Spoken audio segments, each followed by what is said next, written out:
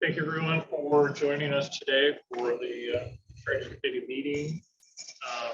Let me make sure that I'm sharing screens. I'm sharing mine. You're sharing? Yep. And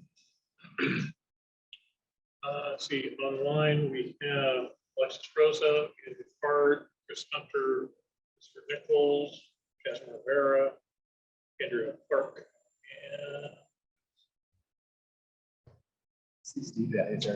Mitch Bertavini, and Mr. Nelson. Anything you want to start off with, Steve? You're muted, Steve.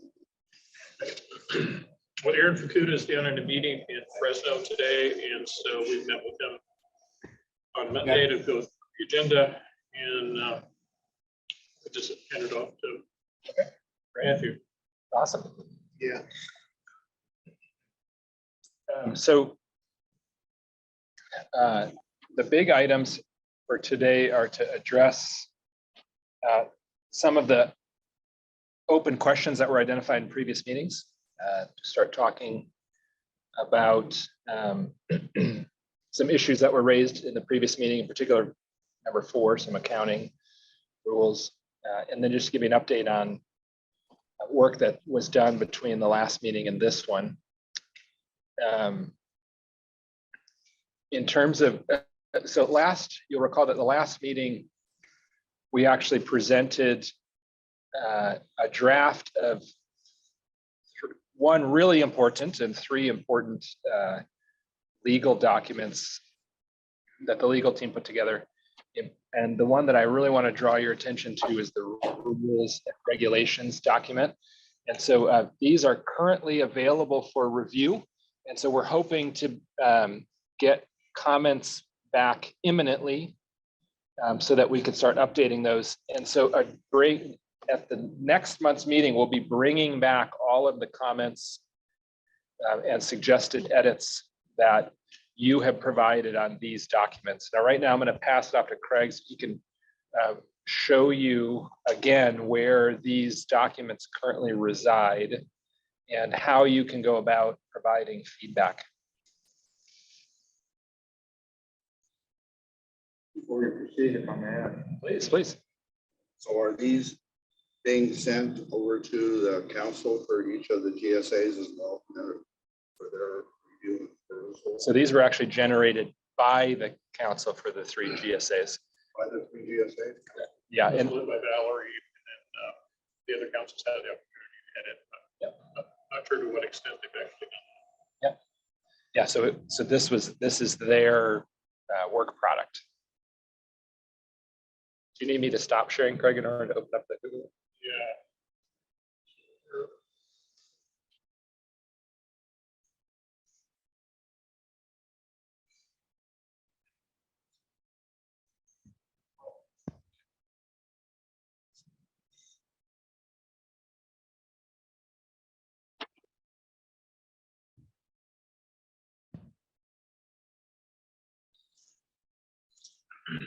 Okay. Have access to the Dropbox folder. Have it, let me know, and I'll just resend it to you. You got it in this folder. You have meetings log that we have for all of these sessions. Then there's the strategy document itself. Have it structured based on the outline of the annotated outline of the document that you've seen previously. And then each folder is structured based on that annotated outline. These are essentially each chapter. Craig, it's really hard to hear you. Oh, sorry, I'll speak up. So the big one we wanted you to be able to provide us feedback on, as Matthew said, is the templates here under Chapter 4, water rights. These are the documents that legal counsel prepared. And there's one entitled Market Rules that's of particular importance. It really starts to lay out some details about rules, structures, operating mechanisms, how this, the various components that we've spent the last several months talking about. And so you can go in here, yeah, and open it in, as you saw Craig do, Word. So one way to edit this is to go into Dropbox, open it in Word or web, and edit directly in the document, right? And then what it will do is it will assign, it'll say who you are, and it will show Markups. your edits and comments alongside the original document. Are we able to go back and see what our legal counsel's recommendations were and so on in terms of their dialogue, whatnot, and their So this is, I think you should treat this as a consensus document, but you have an opportunity to weigh in. You may obviously also, you can contact a particular GSA's legal counsel, to ask any questions that you have. That would be a good activity. Where it may have occurred is, they could have potentially done, track changes in the document or using comment function. Yeah, So it would be up to them. But if they did do that, we would be able to see what their Correct. comments Yes, correct, absolutely, yeah. Yeah, everything is in here on the comments. So you'll see comments from Aaron Fukuda, Chris's author. I believe that is Me, yes. Matthew. And so we put everything in here and track changes so that you can see it. So we do definitely really want to have feedback from the entire committee. This really becomes the structure of the market itself. And it'll be pushed out and help us develop a lot of the content for the other chapters. What happens if there's a comment like from Aaron and you don't understand it? And so you can't say whether you agree with it or disagree. How do we find that out? What the intent was if we don't understand it or in the document itself? But you could, one thing I would urge you to do is first make, within the comment structure here, hit reply and say, we need elaboration. What does this mean? Okay, So that you'll give us the opportunity to look at it. And then before the next meeting, we'll provide that detail. And then you're also very welcome to email Aaron and myself, CC us on an email and ask a targeted question, and we'll get back to you as soon as we can. okay, thank you. Any further you want to focus in on this one? So we walked through this document during the last meeting, and we'd really like you to now dive in and make a record of your questions, your comments, your suggested edits. And because we'll be bringing that collection of comments and suggestions and questions back to you at the next meeting.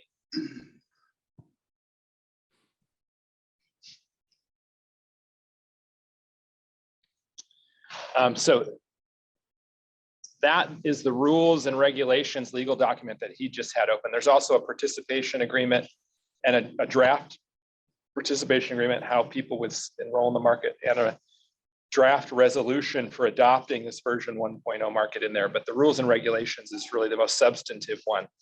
There are also draft chapters, chapters 1, 2, and 5 of the strategy document. So you're welcome to comment on those as well. Ooh. Oh yeah. So just to remind you, the other thing that we discussed last time at the previous meeting, in addition to going over those documents and walking you through the structure of the strategy document in Dropbox, we also brought the proposal for this new feature, which is the transfer bucket. And so this was an attempt to address how the market will interact. So how these market transfers will be accounted for and recorded in the water accounting dashboard. And so this proposal is to create a new accounting feature in the water accounting dashboard called the transfer bucket. So if somebody wants to sell water, they would take it from one of their other buckets from native yield, or as you see here in the example, tier 1 water, move it into the transfer bucket, and then that allocation could be offered for sale in the market. And then obviously if a financial transaction, if a bid and offer is matched and that transfer occurs, the allocation would move from one individual individual's transfer bucket to the transfer bucket on the counterparty's water accounting dashboard.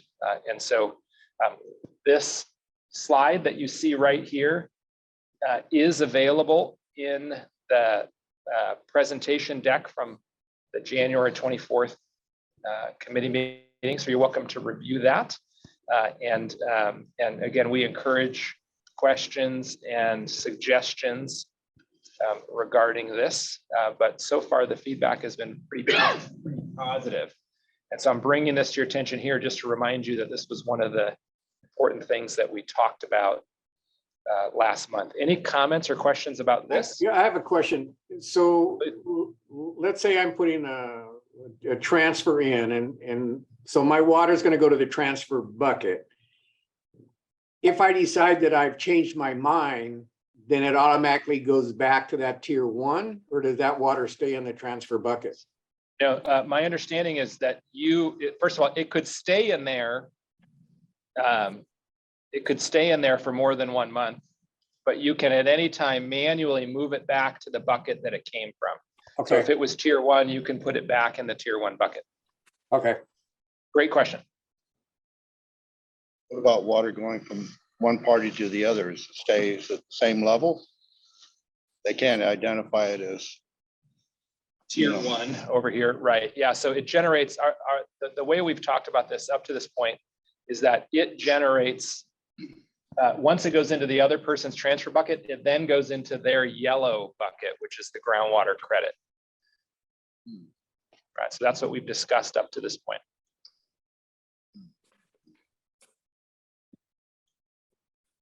Any other comments? Matt, Right. I thought there was discussion at the end of that there had to be some sort of a parallel structure on the buyer or user side as there was on the seller side.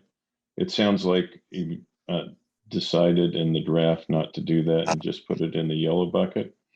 Well, that's open for discussion, because one of the other questions that there's, and maybe I should say that we've sort of put that decision aside for a moment, because there's some other questions related to accounting that we need to address that interact with this. So for example, can somebody carry over, if they buy water and then it goes unsold, can they carry that over the next year? So there's some other accounting rules. So I would say no decision has been made.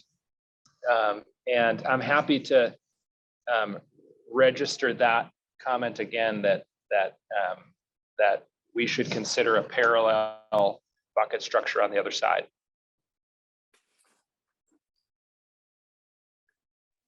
Thank you. I'm just making a note to myself.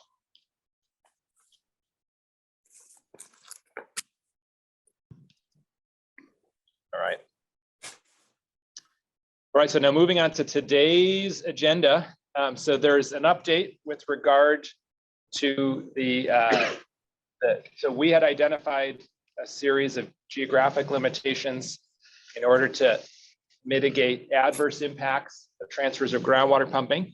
I'm going to go down here real quick just to remind you what we've talked about in the past, is that there are these analysis zones that were used during the process of developing the GSPs.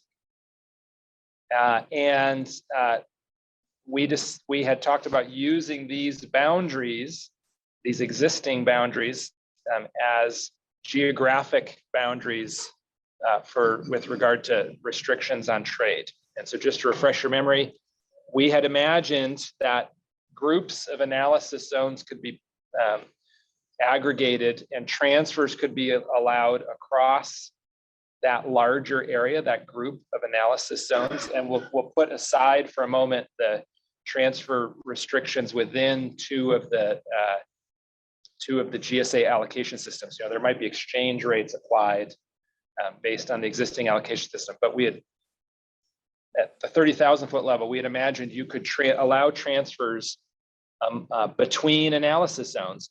But then we discussed two different triggers that would impose restrictions on market transfers. One would be a minimum threshold trigger. So if a monitoring well gets within a certain distance of a minimum threshold, that analysis zone would be separated incorporated,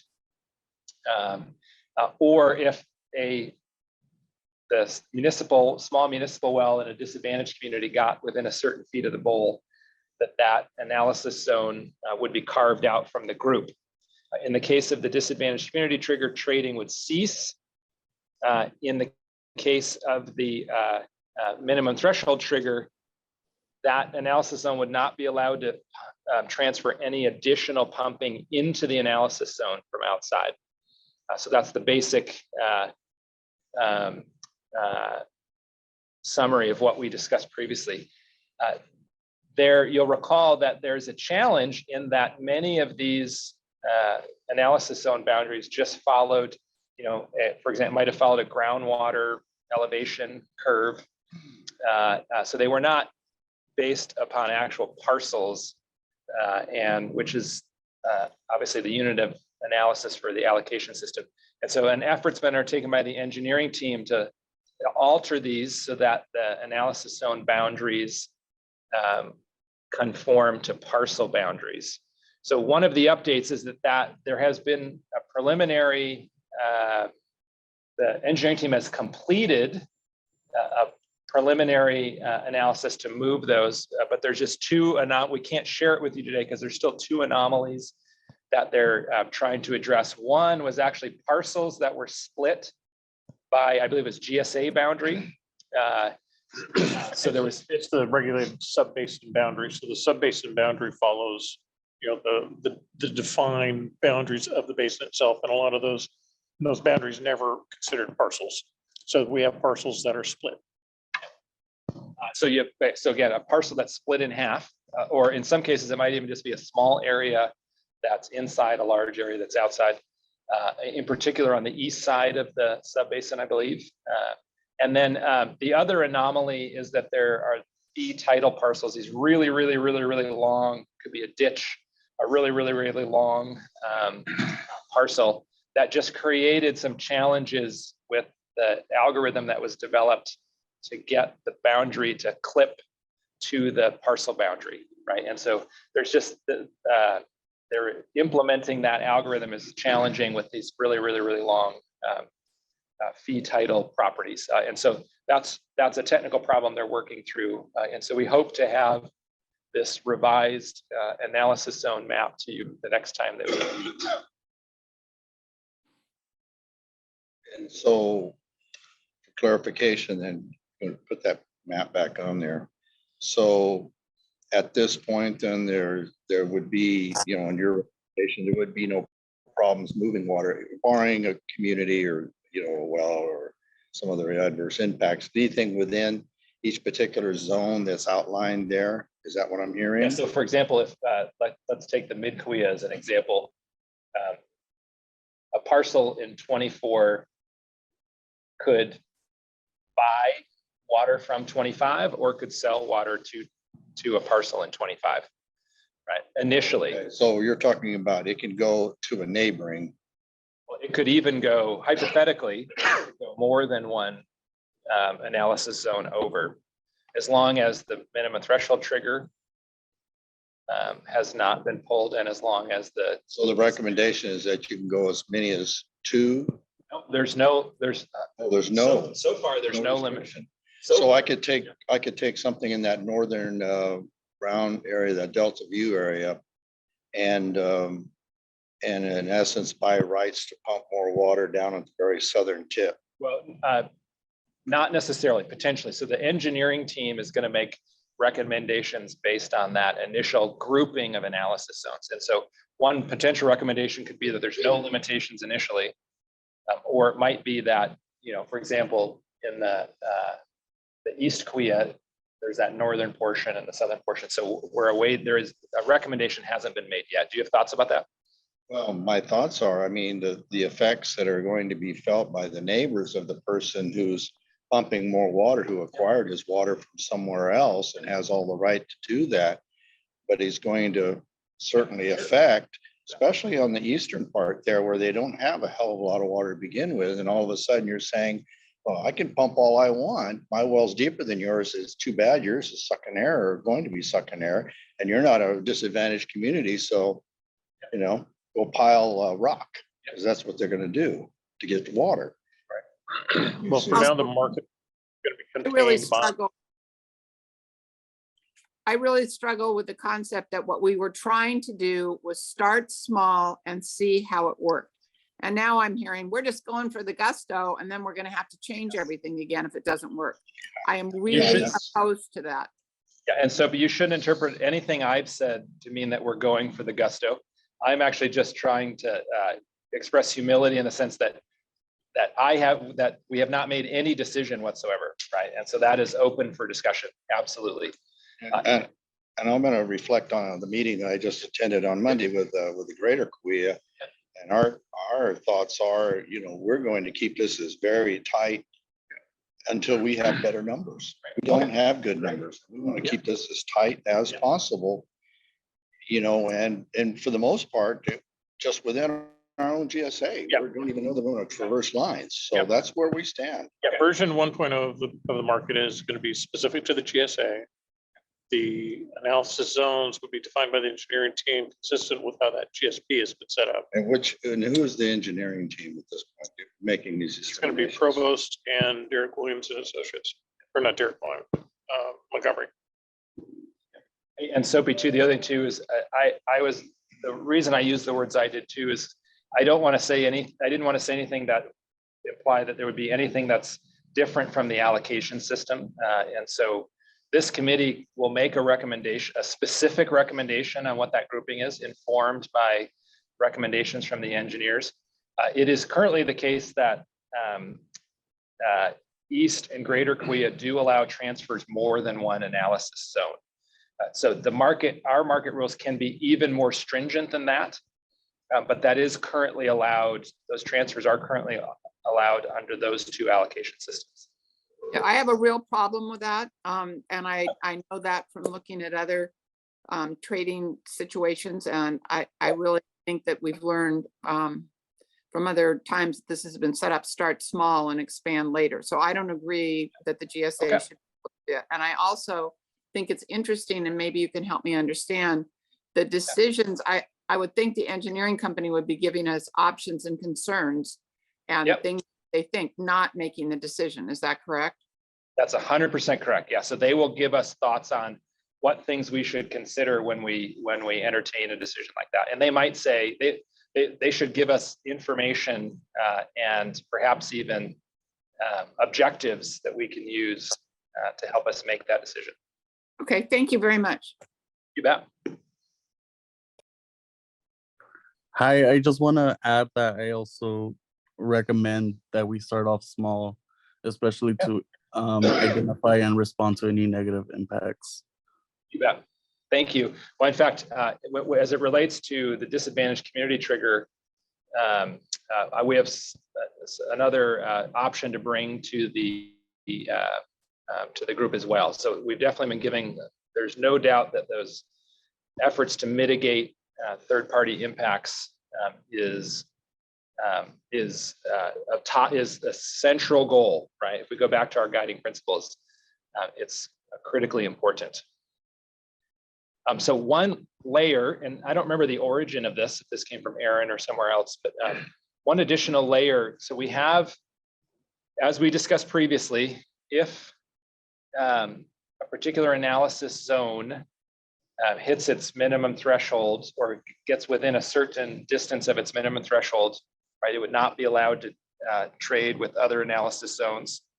In the case of the disadvantaged community trigger, trading would cease altogether in the analysis zone. So now an alternative proposal has been brought that, so in that case, if we're talking about 25, for example, in the southwest quadrant of the mid-kaweah, right? If there's a disadvantaged community there and we get within a certain distance, the trigger is pulled, trading would cease for all of 25. One alternative proposal that was received was that we actually be more specific and that we create a buffer zone. And so I'm going to pass over to Craig and show you how this would work. And you can tell us what you think about buffer zone that's more clearly tied to the location of a disadvantaged community, as opposed to the analysis zone, which isn't necessarily tied directly to that. Now, when we talked about ceasing of trading, that means the trading would cease within that, under the analysis zone, water, there'd be a directional cessation. It still wouldn't mean that trading couldn't occur within that analysis zone. You couldn't move it from one zone to another. For the minimum threshold, you cannot move it to another zone. For the disadvantaged community, it ceases. Yeah, yeah, you're right. So direction. On both places, Okay. guaranteed that adapt, because why would we still allow out?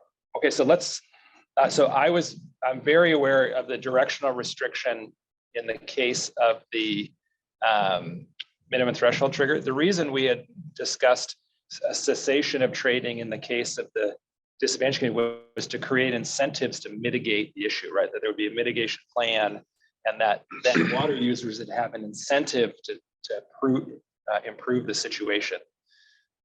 And so, yep.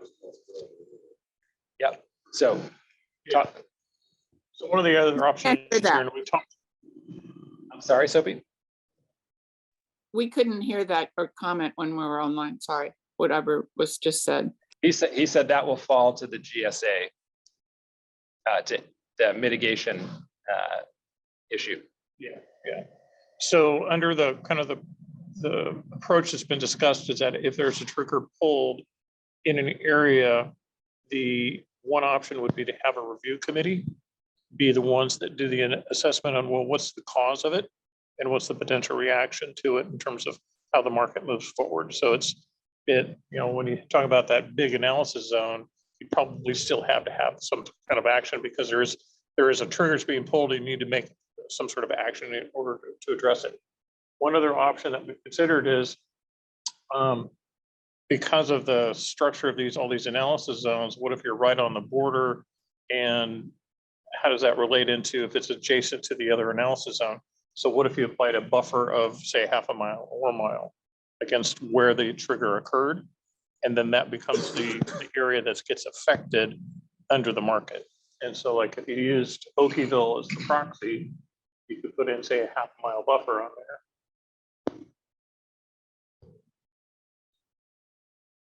It's going to work here for me.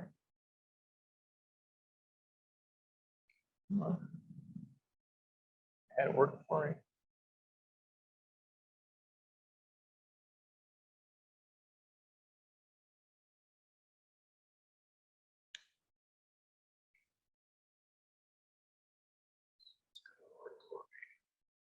Technology's fleeting. Try to draw out a line around it. Yeah, so I drew a line around it and trying to search it out. I think this would work. Come on. Thing is that arbitrary line could affect, it could go across Right. somebody's ranch or farm. Yeah. And so it says that this well on this side can't, but the one on that side can, and Well, that's where it gets into and so the, on. so that kind of gets back into the rules that you guys need to give us guidance on. What you want to see is, we try to do this a different way.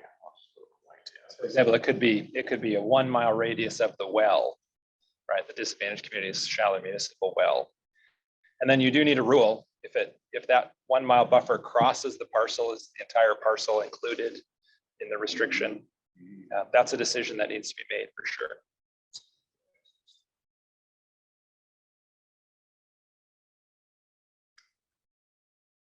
You did it just based on, say, that single point, and this is a half a mile. One of the rules that you could decide to do is that if it clips any one APN, then the whole APN is involved in it.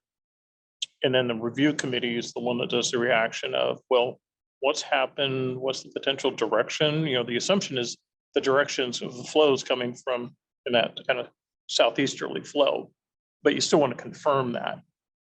And so you would assemble the committee to go over, well, what's the cause? What's the effect going on? How much at risk is this disadvantaged community well?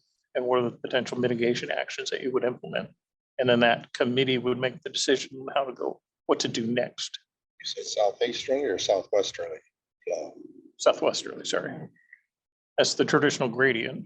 Yeah. But you could have, say there has been a well that has an adverse effect on that gradient and has changed its direction to some degree. So This is a refinement of the use of analysis zones. Why don't you put in a 1 mile buffer just to show, obviously. I think that's actually clipping to the shape, not to the point, but it doesn't matter.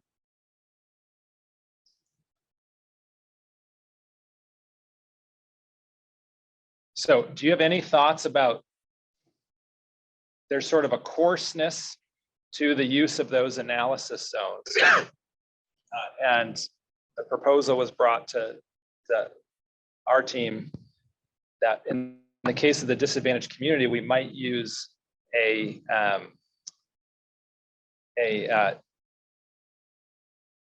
buffer zone, right, that more directly ties the parcels to the impact at the disadvantaged community. And so the analysis zones would still be used with regard to minimum thresholds, but a buffer zone would take the place of the analysis zone in the case of the DAC trigger. What are your thoughts about that? So then this other committee Greg was talking about, they would talk about, hey, you can't use your well. We really want to discourage you from using your well. Well, you can't sell your water. In this case, it would be you can't sell your water, or you can't buy additional water. Buy additional. Yeah. Buy So you additional just water to can't buy pump more. additional water. Yeah. Well, we had also said you can't sell water, which is different, Craig, than what you just said a minute ago. Yeah, Yeah. right, Okay. So exactly. there's two questions there. Is we want the directional restriction to apply to both triggers. And so we'll get feedback on that in a second. And then how do you feel about the buffer zone as opposed to the analysis zone?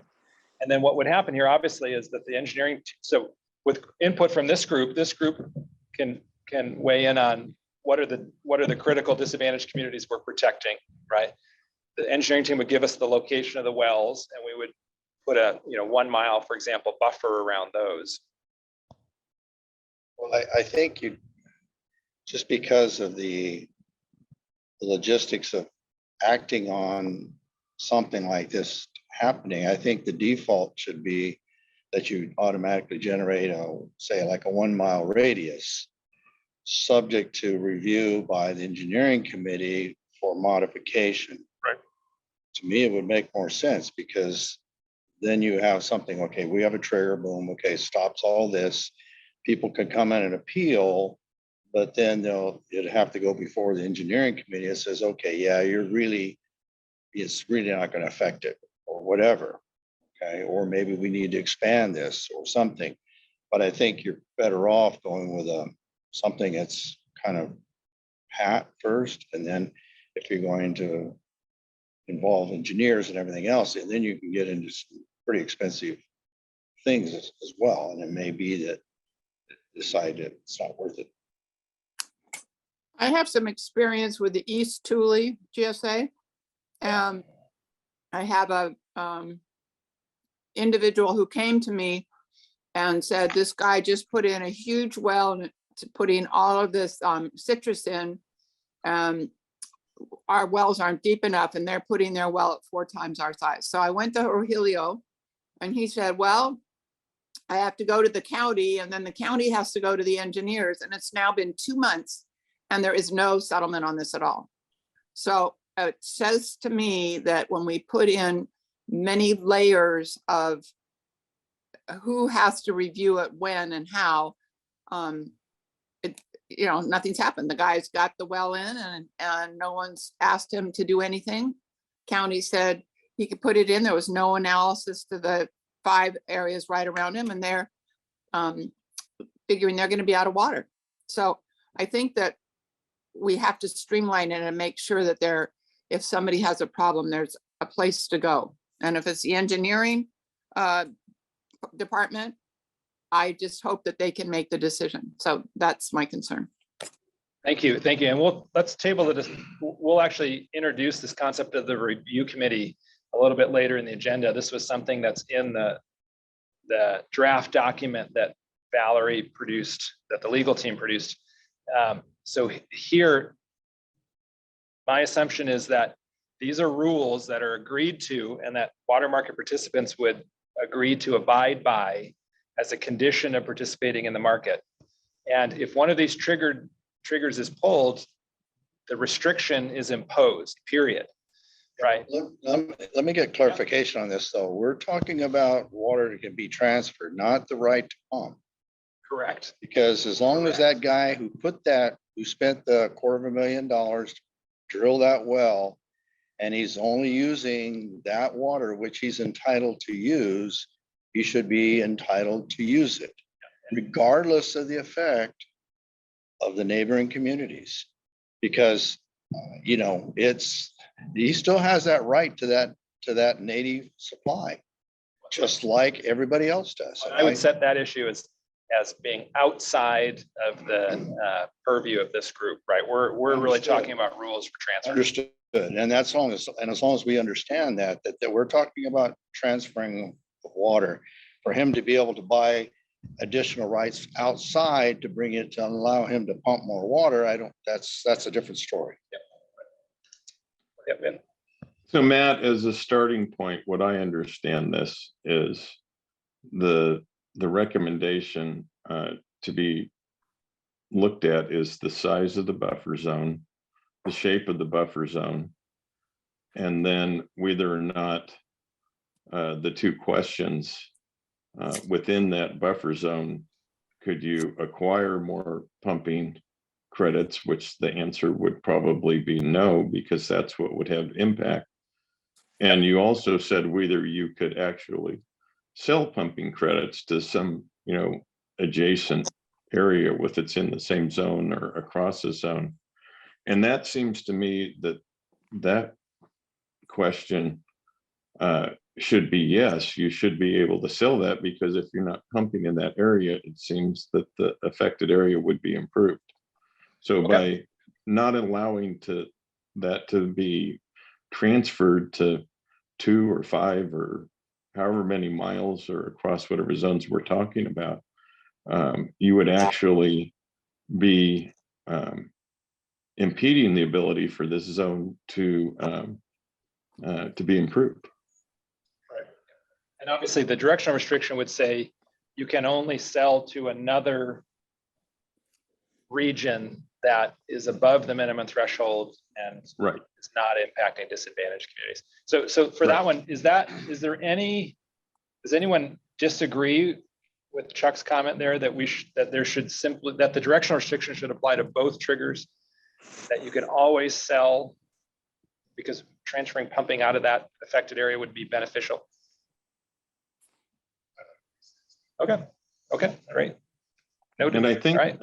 and I don't mean to put words into Soapy's mouth, but the issue where you have somebody that's trying to acquire a whole lot of additional pumping credits because they put in a big well, that's really addressed by the minimum threshold issues in that part of that zone, correct? I believe so, yes. Just to clarify, my point was not about what happened, but my frustration at not being able to get an answer. And we were talking about setting up a committee, or maybe it'd be the engineering firm. I'm only saying that if we're going to have review committees, you need to be able to get to somebody who can make a decision. And when you put in lots of levels of, well, you can go to the county, and then if the county thinks you have something, then you can go to the engineers. And then if the engineers think something, then they can go to the review committee. It's not fair to the farmers. So that was my point, not whether what happened there was correct or not. Yeah, and I think, and my response to that would be, most of those things are happening when there hasn't been the groundwater restrictions in place. But we're really only talking about rules for transferring groundwater pumping credits in this committee. And that seemed to me a much bigger issue that's kind of outside of the scope of what we're looking at. whether they use the same facility for appeals and engineering is a good question. But it seems to me that the focus here should be on what are the rules for being able to transfer water, and what are the rules when you're not allowed to transfer it? The I pumping agree. credits, excuse me. I agree. How about the use of a buffer zone as opposed to an analysis zone? So the analysis zones, that was really sort of a decision of convenience. These were existing boundaries that had already been employed in the process of developing GSPs. That's still, it seems like a reasonable boundary for the minimum thresholds, which will tend to cover larger areas. As it relates to the disadvantaged community trigger, what is the committee's comfort level with using a buffer zone that's targeted to the specific location as opposed to the broader analysis zone? And then, of course, yeah. Limits the impact of those around that, so instead of developing. Can't hear you.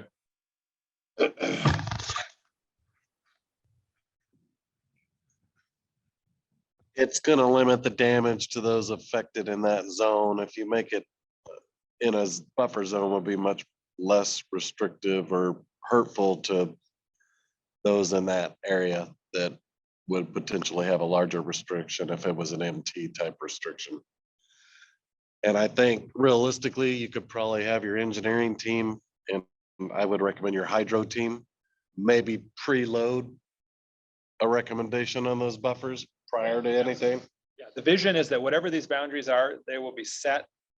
And when someone signs a participation agreement to join the market, they're saying, yep, I agree to abide by that boundary. So you're predetermining the locations where the triggers would. The DACs are known. Absolutely, So yeah. you could have your hydro team look at that and at least have an initial recommendation of how big of a zone may need to be around that DAC. If And- something gets triggered. Yeah, and so notice, to echo what Chuck said, there's two decisions. What are the locations? He said shape and size, these are related. What are the locations? Those need to be spelled out clearly ahead of time. And then what is the distance for the buffer zone? Is it the size? Is it 1 mile? Is it half a mile? Is it bigger? Your engineering or hydro team could always revise it, but at least you would have a starting point to where everybody knows ahead of time. My recommendation would be you revise it once a year. You don't revise it in the middle of the year. Get everyone to agree, yes, I can live with that restriction. Well, it'll probably be modified as if the trigger is pulled and the review committee gets engaged, then you're learning from the experience, like, okay, is this working? Is the buffer adequate? Should it change in shape maybe? And yeah, we'll talk about the review committee in a bit. My understanding was that was more about mitigation than about whether or not,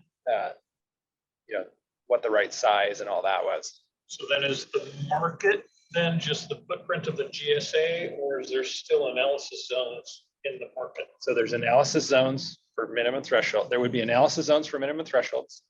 There would be buffer zones around disadvantaged communities. Around the triggers.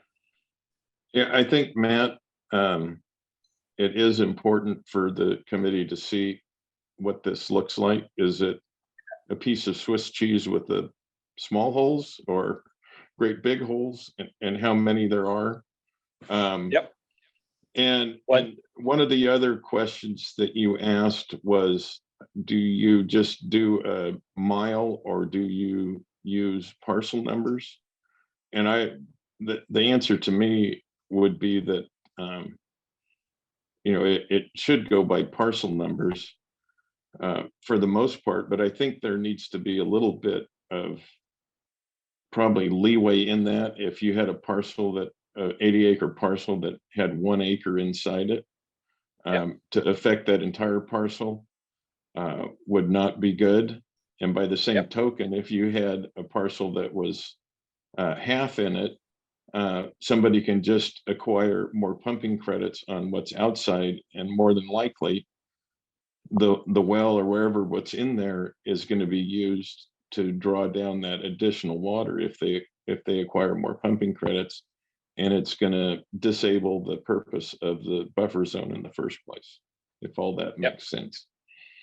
Yes, well, so, and for the purpose of the market, the unit we care about is the parcel. So in the Okay. end, when we do these boundaries, we need to designate at the beginning, is the parcel in or out of the boundary, right? And so we need a rule, either the rule is going to be if more than 50% of the parcel is inside the boundary, it counts, or the rule is if any part of the parcel touches, it seems like those are the two. More appropriate is, okay, if you have that 80-acre parcel and the well is outside that mile, then it'd be excluded. If the well providing for only that 80 acres is within that zone. Yeah.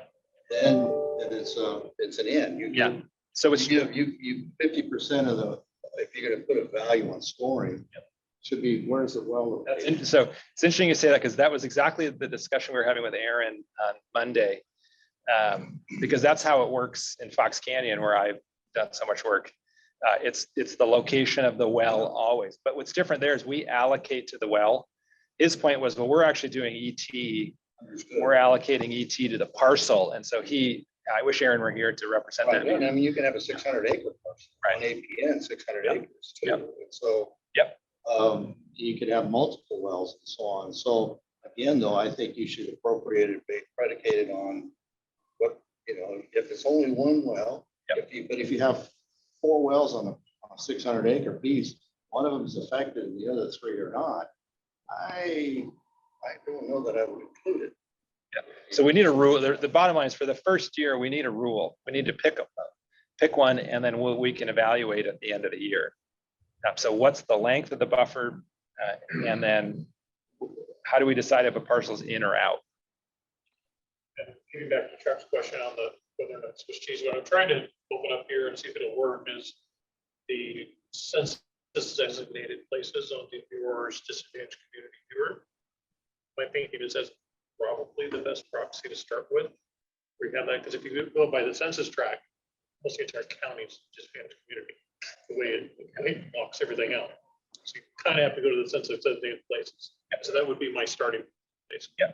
And so it's Okie Village, Joaquina. People on Joaquina, which we're both in that map. Quite a few of those locations that would be having their own, But- something like that. Since we're using ET, it doesn't really matter where or how many wells are on that parcel. I understand it is for a disadvantaged community, but it seems like you're going to get awfully complicated if you're starting to use parcels, and then as a subset of that, the wells that are inside a boundary that's partly in and partly out. I would suggest 2 rules to start out with. Use a 50% rule. If it's more than 50% in, then it would be subject to the rules that are put in place, whether that be trading, limited trading, no trading, taking the trading question off, just what is affected. So if it's more than 50% inside the boundary that is drawn, if it's a mile or whatever that is, then it's subject to the rules. And then an overarching rule within that zone, if it's a mile and roughly square around it, that would be 4 sections of ground, not if it was squared off. So if you apply that 50% rule and it covers that amount of acreage, then you're good. If it's less, then you probably have to look at adding another parcel or 2. So you're limiting the ability to buy or transfer in pumping credits, so that your overall ability to maintain control in that buffer zone is established. And it might not be, some people might be a little bit further than a mile away because their parcels, are funny shaped. But you have to start somewhere. I need to have some clarification on that. That's really tough for me. If you have a 1 acre parcel and, a quarter acre or half an acre is in, so you're restricted, but the guy right next door to you has 300 acres. And so he's impacting exactly the same way, but you're okay. That doesn't sound right to me. Well, you're putting words in my mouth, Sophie. That's not what I was saying at all. No, Um, I'm saying if we look at it that way, I'm asking for how would that work and be fair to everybody? That's my point. I'm not saying that I'm putting words in your mouth. Help me understand how that would work. Yeah, I guess I didn't understand your example at all. So maybe you can clarify Well, what. so Chuck, Sophie, let me see if I understood what the example you gave, which is you might have a 2-acre parcel and one of the acres is inside the buffer. So the restriction is imposed on both acres. You might have someone who has 300 acres and 149 acres are inside. They are not restricted because 51% is outside. Yet they still have 149 acres inside the buffer. And that their impact is much greater than the 2 acres. Sophie, is that a fair? That's exactly right. Thank you very much. That's my question. And that was my point, where in that situation, you would have to go and look and see if 50%, if that rule still covered enough acreage so that you accomplished what you wanted to do in terms of that buffer zone. And then at that point, you have to come up with another rule that says, if we're short, how do we do that? How do we handle it? It may be that that entire 300-acre parcel gets covered Parcel map to get to that point. And I don't know And this is, that kind of analysis when you have the rule and the little guy is going to hit the 50% way before a guy. It doesn't even have to be 149. No, that's not yes, true. 2 acres. That is not true. Okay, help me understand how that's not true. Well, I mean, the way you look at this is that all these rules are set up to screw the little guy, and I don't look at it that way. I don't look at it that way either. I'm saying this particular one seems that it would impact a smaller guy if you're doing 50%, and parcels range from anywhere from 40 acres to 400 acres. In this instance, by the 50% rule, I am wondering how that could not adversely affect someone. Offer something else then. And I didn't think that these rules applied to parcels under 5 acres anyway. I said 40 acres, so, okay. Well, you said 2 before. I said 2. And then the second time I said 40. Okay, so the point of the fact is when I see different parcels getting different limitations, and yet they are absolutely right next to each other, both drawing from the same problem area, and the only way you get around that is to appeal that, I see that. I don't understand how that works. so if you look at the parcel map that Craig has up here, this is sort of a concrete example. This is a 1-mile buffer around Okieville. And so if you look in the bottom right-hand corner, you have parcels 480 and 481. I'm not sure why 485 was selected, but we'll deal with that later. So Before you move on. yeah, please. Because of the shape is because it's 1 mile from the perimeter of the grounds. It's not necessarily where the wells are located. Correct. Yeah, so again, an alternative would just have the location of the well and would do a 1-mile radius, right? And so the buffer can be generated either way, but that won't hinge on this discussion, right? Because whether you use the well as the center of the radius or you use the perimeter of the community, you're still going to have a situation like this, 480 and 481, right? That same argument's gonna be the same even if you're in the whole zone. You're still gonna have someone on the border getting. Actually, I do. So understand, we are going to address that one because we're going to clip the analysis zone to the parcel. So there won't be parcels that are. But it's gonna be the same argument. This one's out and this one's in. Jagged. It's on a line. Right. Yeah, you're absolutely right. You're right. Yeah. So the question is, the most conservative approach would be if any part of the parcel is inside the buffer, the restriction applies. Right. So 481 would be in. Right. If you do a 50% rule, 481 would be out. In the top left corner, 344 would be out. In the top right corner, 470 would be out. I don't know if it matters. I'm okay with the 50% rule, but I don't know if it matters because you could make that 1.1 mile or 1.2 mile. 0.99 miles, yeah. People at different levels. Yeah, so I recommend a simpler rule to begin with. Well, part of me also wonders is, the function of the review committee is to move quickly and address the underlying issues that caused the trigger to occur in the first place. And I think of the review committee as a really important tool for an efficiently running market. So, in Sophie's example, where there's not a rapid response to the issue of that landowner, is this review committee, you set up the rules, how you set up this structure, it goes after this issue right away so that there's a response given to it. So then it's not so much what's in and out, it's like how quickly do you respond to it and put in your manual. Yeah, and I'll try and reframe that, taking the review committee out, because most people on the call have never heard of the review committee before. Right. And so,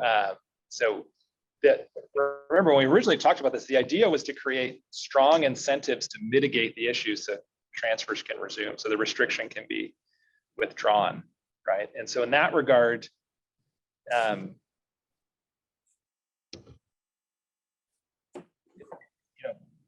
we shouldn't get hung up too much on this particular detail of the rule. Let's just pick a rule. Is it 50% or is it if any part of it, right? And then the idea here is to create incentives so that we can mitigate the problem and trading can resume.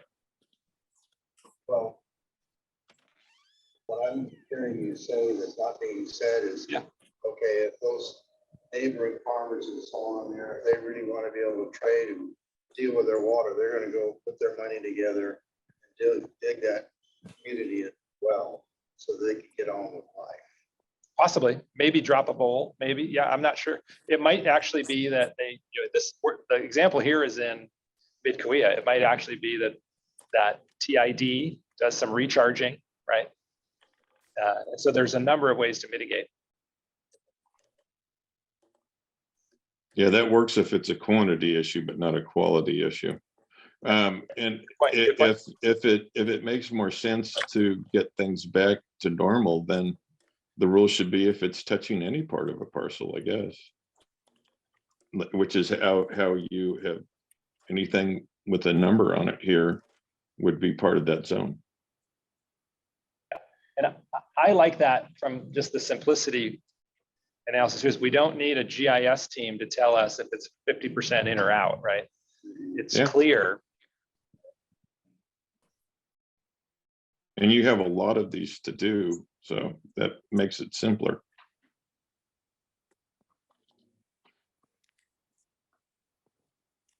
Right, so The matter is we have no trading, we have no ability to trade at present. Yep. So But I would say though, yeah, that's true. I would say though, then I would go from the source, the well itself. Yep. Not the community. Because I think it's reasonable, yeah. community that falls over, 100 acres or 150 acres, 200 acres or whatever. Yep. And they only have 2 wells on it.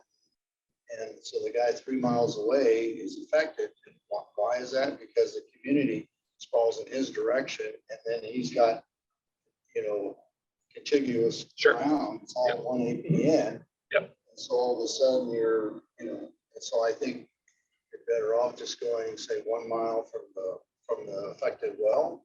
Yep. And then if any parcel it touches, it's included. Okay, I like it.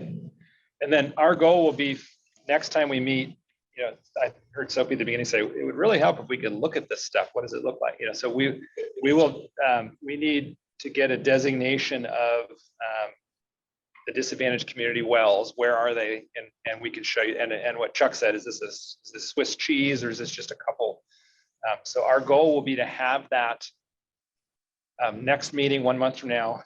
And assuming we have those spots designated, we'll put a 1 mile buffer around, we'll give you a map that looks like this with each of the, and so just for the point of discussion, let's just say we're going to do one for now, 1 mile. If any part of the parcel is touching, it's in, and then we'll come back with a map that shows you what that looks like. Where are those areas? What would be the parcels affected next month? Can I ask for one more thing in addition to Please, that, please. Matt? Yeah. Can you, because of the gradient of flows, Yeah. at least in this example, going a mile to the southwest probably doesn't help this community all that much. And going further to the northeast may help it more. So just to ask the engineering team if they think a circle is the best thing, or should it Okay. be some other, offset circle or some other shape Okay. to apply that, in the direction of gradients uniformly for all these. Yeah. Okay. Great. And so be less, you think I'm trying to favor bigger parcels, that moves it in the direction of bigger parcels.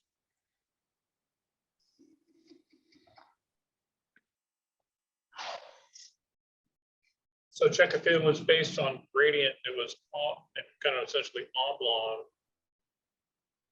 Would you think that the buffer should be, that 1 mile should actually be further to the northeast, essentially, than just simply 1 mile? I think that the That's what- gradient matters, but I'm not an engineer. And so I think what Chuck just said a minute ago of having the analysis done so that it makes sense what you're saying. I mean, if you have 500 acres, but you're not taking water from that, why should you be punished? So yeah, I think some kind of other thing other than a 1 mile radius, if there is something, would be better. I agree with Chuck. Well, I mean, a possibility would be to take the affected well and go northeasterly some distance and use that as the center of your. Interesting. Yep. That's a simple way to implement it, because then it could. Simple way instead of having an ellipse. or something like Interesting. that. Okay. That's interesting. Okay. So we will ask the engineering. That's great.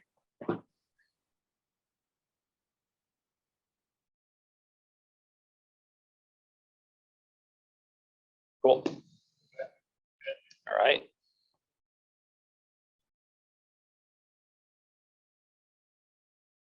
All right, so that was buffer zones versus analysis zones.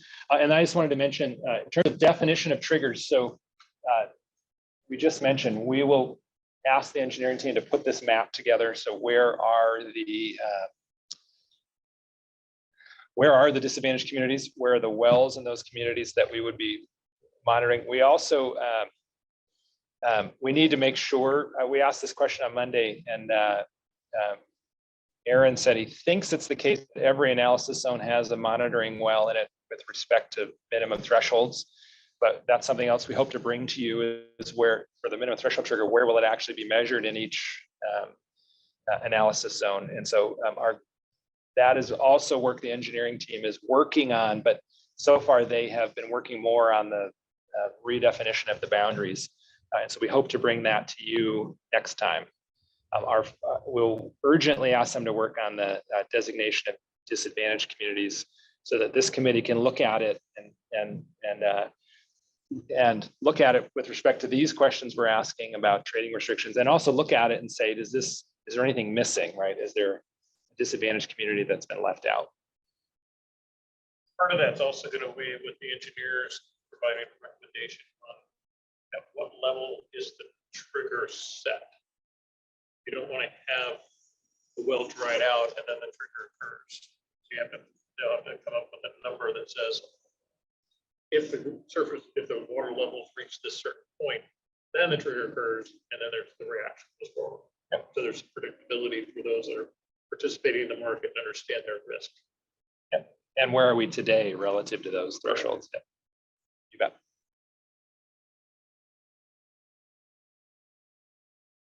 All right, so the thing we wanted to chat about was some accounting and market rules.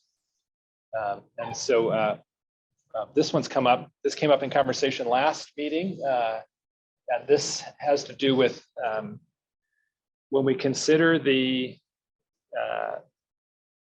3 allocation systems and the buckets within those allocation systems.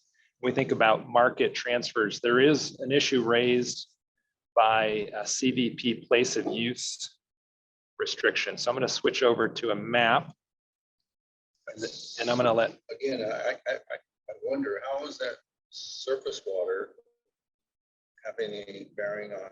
it's a great question. So here's what's been raised. Where's the legality here? Where's So let me bring up a map. So we're going to look here at the East Kaweah, and then I'm going to put down a district boundary. And so you can see here that the purple area is districted. This yellow area in the middle is, oh, you can't. Oh, thank you. Thank you. Excellent.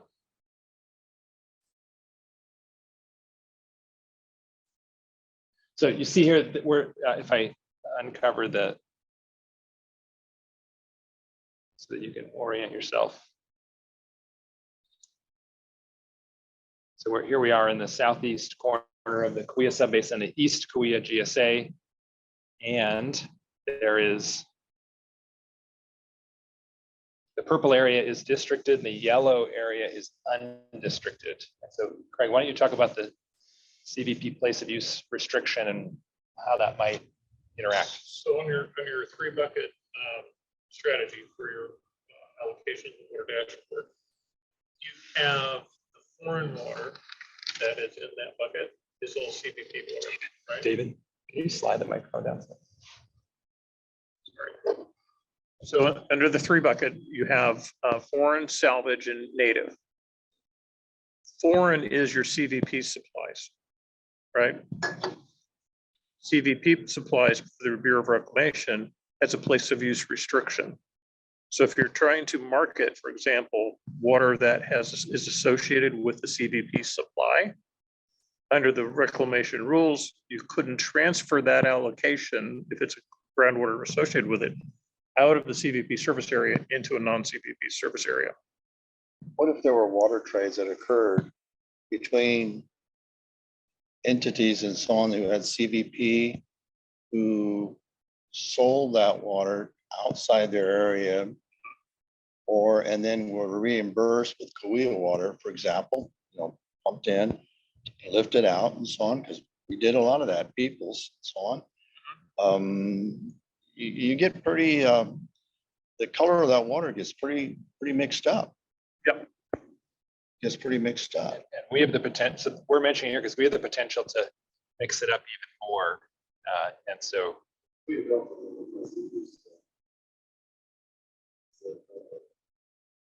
And that entails that area, correct? It tells everything in the ground. The yellowish there is outside of Kaweah Delta's boundary and outside of Limor, from what I see. Right? It is, yeah. Oh, it is? It's outside of Kaweah Deltas? Yeah, it's outside of Kaweah There's Delta. just the groundwater only sliver So over there. it's- It's completely non-districted Okay, land. I wasn't aware of that. I was thinking it was. There's some small areas, and it's along that edge. There's some along the southern boundary of the basin as well, where it's just outside the Kaweah Delta. So to me, it's a programming issue. When you start setting up your water dashboard, and if you're having water that goes into that trading credit, does the color of the water stay with it? Yes, and there's a lot of districts though that are gonna limit any of their, especially their CVP supply credits from going outside their boundary anyway. So how does this work with non-market transfers in East Kaweah? Is there any implication for those? Because East Kaweah anticipates transfers this year. Right now, they're native can go anywhere, which doesn't matter about place of use. Tier 1, tier 2 could go anywhere as long as it doesn't go over the cap. Doesn't matter what place of use. The surface water credits haven't been determined yet. But I can only imagine my district's probably one of the only ones that are gonna let transfers of the district surface water credit go out because we can't pump that much anyway. But we'll probably limit it to where it's going to a CVP place of use. So is it sufficient in the market structure for market transfers to, because we had originally said, remember, we had originally said, you can only trade your native. But then we had said, well, but now you got to keep track. What if it's an accounting exercise. What did you pump? What did you transfer? And we had said, okay, well, we're just going to let you pump up to 10 inches because that's equivalent to your but it could actually, the 10 inches could actually come out into your water somewhere else, right? Do we need to, does there need to be an accounting rule that the water you transfer never comes out of that foreign water? No, because that's up to the district. Okay. And their policies. And the GSA has no say-so over that. And then one more layer on that mid-kaweah water. There's some ditch companies that have Tulare County as their entire service area. Yeah. Regardless of where Delta's owners. And that's gonna be a ditch company policy as well, by ditch company, not so much. Give me an example, of one of those. The term is the entire Tulare County is a service area. Oh, is it? I didn't realize that. Everything's gotta go through the head gate, but the Yeah, service right, areas. right. I didn't realize their service area is the entire I county. think that's correct. Huh. But for The ditch used to practical, go all the way out to Goshen, it just doesn't. Yeah, but what I'm saying, so they can dump it in the Friant, and then have somebody pump it out down in Pixley. No, It's in the county. yeah, but if it How do goes they- in the front, it's gotta be used in LSID or So then logistically, they can't. They just drew it out that Logistically. big. the county is a service area, but you gotta have a ditch to get it there. You can't use front. but I think for practical purposes, because pick the parcel that's underneath the push pin there, its dashboard is going to show 0 foreign water, right? So in that case, if they're trying to buy foreign water, they wouldn't be able to because the rules in the market would say you're not eligible. One caveat is it's in the overall CVP place of use in regards to 215 or something, but it's not in a district place of use. It's a CVP place of use. Covers a lot more area than just the irrigation districts, but it depends on the flavor of water. So the reality of it is, do we even want to bother? I think we have to have a legal team with that, but So what is the question for the legal team? Do we need to have accounting rules that restrict That area. transfer of foreign water?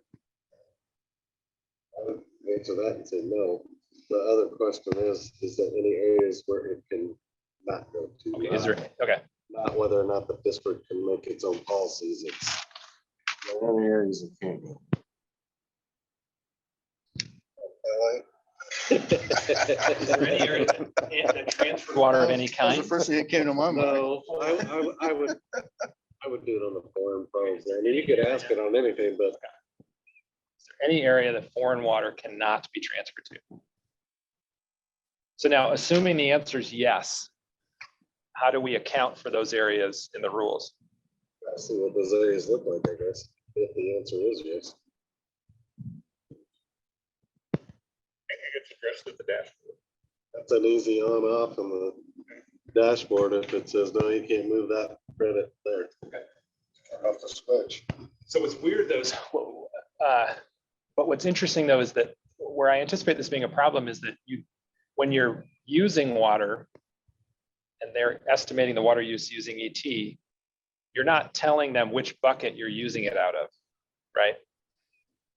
And so, but when you move water, we're proposing you're going to move water from a bucket to the transfer bucket. Is it as simple enough as just saying you can't put anything from the foreign into the transfer bucket? No, because that's gonna be a district decision for their lands.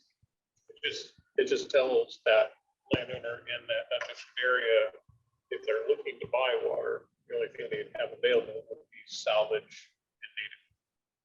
If it has that Right. association. But then the exchange needs to know. Right. So the seller, when they designate out of their dashboard. Yep. Which part of their portfolio they're assigning or Yep. making available. Yep. That has to be coded. Yes, okay, so that's what I was asking. So there is a market rule. Okay, so it's not that you can't move any foreign water, but you will not, that person will not be. So let me ask you this, because might it just be simpler to say you can't put water from your foreign in the first year? We're trying to start simple. and learn how all these rules interact over time.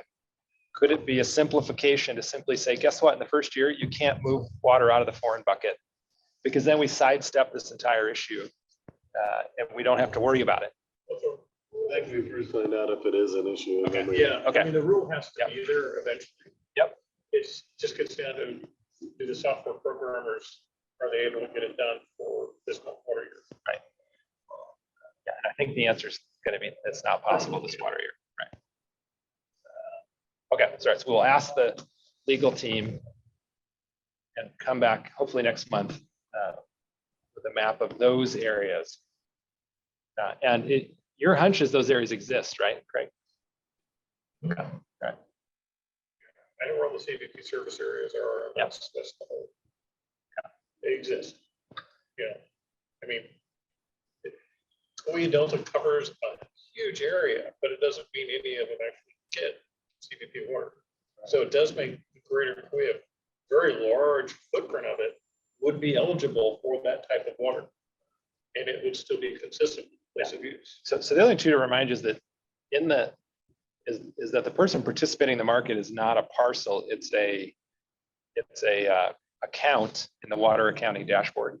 So the other complexity is that you are going to have this parcel right here maybe in the same account as this parcel over here, right? Yeah. That's why, again, it simplify, at least in the first year, I think you should just say you can't put foreign water into the transfer bucket. Programming issue. Okay, all right. All right, so we'll come, It still becomes a rule that has to be Yeah. articulated anyways. okay, So the last thing the Brine Division wants is to have their market attacked because of a violation of the place of use. Because then you put your contract in. That is. so any other questions or thoughts about that? I think it simpler is better in the first year because it's a very, very complex long-term question. And it makes sense to punt on that until we have better answers, better ways of accounting. All right, so we will, we'll try and get that identification of those areas for next month, with the idea that if that turns out to be very complex, we could simply say no foreign water in the transfer bucket for the first year.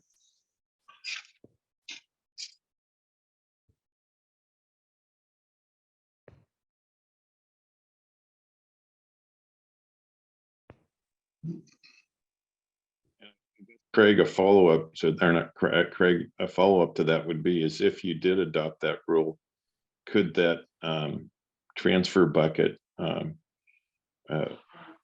pictogram that you had up there where you work as is? Or is there any other reason to have to identify the use? Do you mean this one, Chuck? Yes, that one. So if you adopt that rule where there's no foreign water that can go into the transfer bucket, then can you just leave this alone and keep it simple?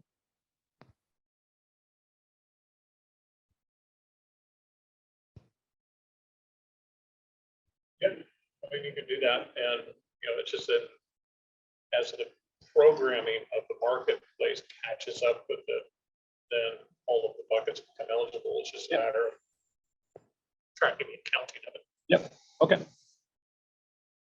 Great. All right. So one issue that was raised 1 month ago for discussion was we do have the potential issue that in 2 of the GSAs, they currently allow transfers anytime 2 parties complete a transfer form and submit that. And there is the potential duplicative sale where someone could transfer water and also submit an offer on the trading platform and essentially sell the same water twice and so the question is, are the current fees and penalties sufficient to prevent that. So if someone sells more water than they have, they end up paying fees and penalties? Or do we need something in the participation agreement, that helps mitigate that potential outcome?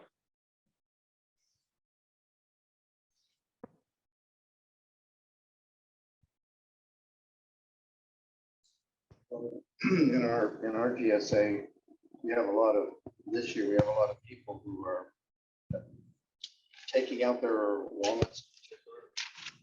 A lot of them are on wait list for some time, but they're not planning on doing harvest and so on. Yeah. And those trees are still going to transpire. And so what we discussed, and will probably be implementing is a thing where they sign a form that says basically that these trees are coming out, and the penalty to which we're looking at is something where there would be in a penalty phase and a loss of water the following year if in fact they did not remove the trees. Okay. In other words, put a, let them, grant them dispensation, if you will, with a big hammer on your end. Yeah. And you may recall that we talked about, in the context, we have to deal with this 30-day lag in reporting, right? Someone will be maybe submitting an offer to sell water based on 30-day-old water use information, right? And we had decided, the committee had recommended that, well, the fact that you'll pay a penalty and lose the water next year is a very powerful incentive to be forward-looking and stay ahead of that, right? And we decided it didn't need an additional rule, right? The question is that sufficient here? Or do we need a rule like in a month that you participate in one of these market auctions, you agree not to submit a transfer form? Do we need a rule, or is the penalty structure sufficient that it will prevent that behavior? I would think the loss of water the following year, the penalty is sufficient because you get it back the following year. I agree with that. The only thing really that the rules could do would be prohibit participation in the long run. The rest of it needs to be done by the GSAs.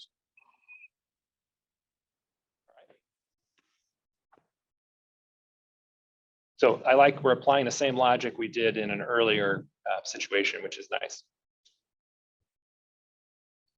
Another question that came up is if someone purchases allocation in the market, it goes from their transfer bucket to their groundwater credit, can they carry over any unused portion of that purchased allocation, or does it have to be used in the current water year?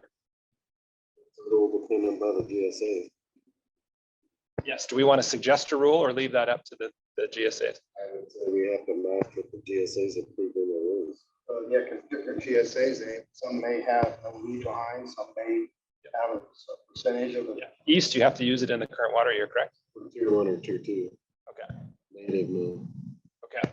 So again, that begs the question then, do we need to keep track? So we need to keep track of what flavor the water is. Okay, all right. Groundwater credit bucket, you've got to have a surface water credit bucket. Yeah. Well, so that's the other thing that makes that challenging is that then, but then, Craig, if you're buying somebody's native, it's more valuable to you than buying somebody's tier 1 or tier 2, right? Tier 1, you have to use in that year.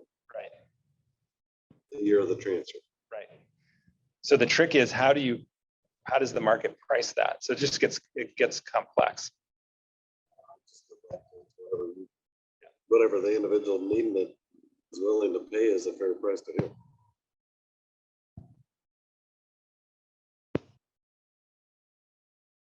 Yeah, I mean, just thinking from the hip, I'm thinking I would pay less for, I would pay more for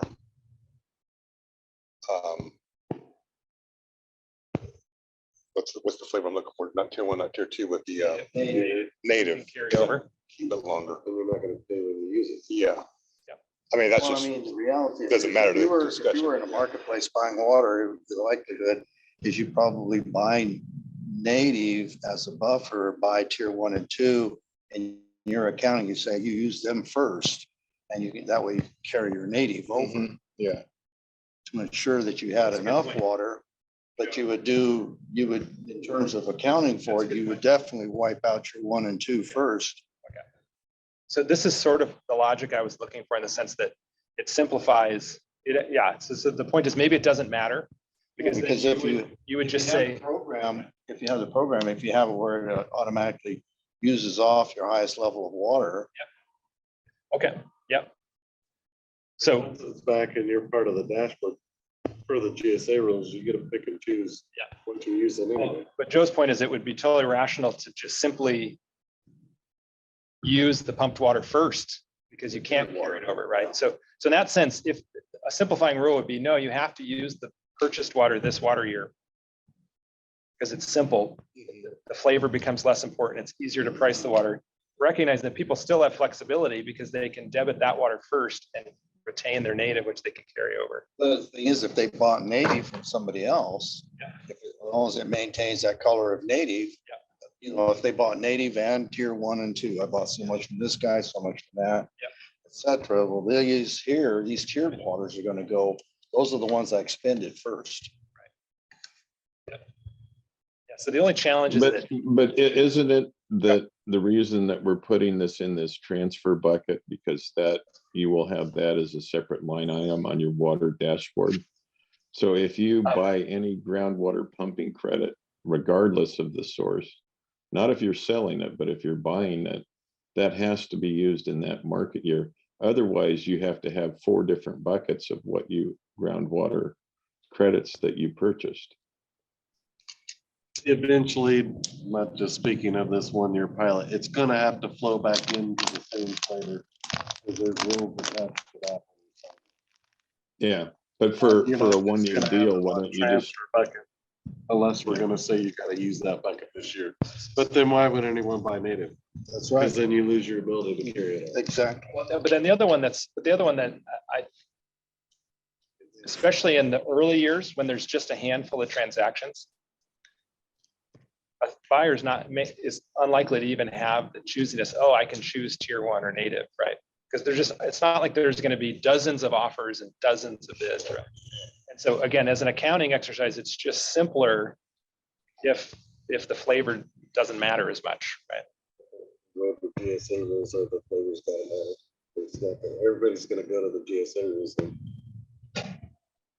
what your market to be participating in, it's gotta match GSAs, or we're gonna stick on the incorporation to where if I buy native, I carry it over 5 years. Yeah, I'm just gonna turn in a transfer form. I mean, complicated accounting wise or not, you gotta set it up so it matches the rules, or everybody's gonna participate in. And so the transfer form will designate what bucket you're transferring. It will. Gotta have the flavor come out when it goes on to the other guy's account. Yeah, that doesn't seem like it'd be too hard to account for, right? He's already got those buckets set up, right? Well, but it's hard in this sense, like, Yes. because it might mean now a buyer has to say, well, I would pay 200 acre feet for native, but I'd only pay 100 for tier 1, right? And so participating in the market becomes more complex and a little harder to understand, especially the first time we do this, right? Yeah, I understand. Other main discussions, some growers will be able to accumulate essentially 2 years supply of groundwater credit to hedge against potential drought conditions. And Lynn might be talking about that, but the other two haven't talked about that yet. So does groundwater credit, which I should open up the allocation matrix, in which GSAs can that be carried over? In the East, natives 5 years, tier 1 and tier 2 are both 5 years unless you transfer it. Then if you transfer it, it's gotta be used. This that year, yep. And then the groundwater credits. It's why you gotta have a surface water credit bucket too, because those are gonna be dictated by the agency, and you're not gonna have multiple years and multiple flavors per se of that. You might have 2 different flavors, local or foreign, but there's not really on the CVP stuff, there's not a year attached. It's just a surface water credit that either builds or gets used.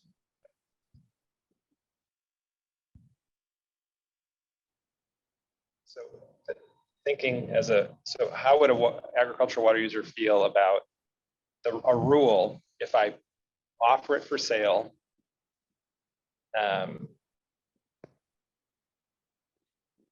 Maybe it's only the buy side that matters. The person buying water has to accept that it has to be used this year, kind of like the transfer of tier 1 and tier 2. I mean, how hard would it be for the third party app to have the flavors that are up for sale and you're gonna know what you're buying? Where I think it could be a problem is if there's just 1 or 2 buyers in an auction and 1 or 2 sellers, right? You could have it that if you had deflavored it, you would have had the market clear, there would have been transactions, and because of the flavors, it doesn't. And then people are like, well, what is this thing? You know, I couldn't get water when I needed it, right?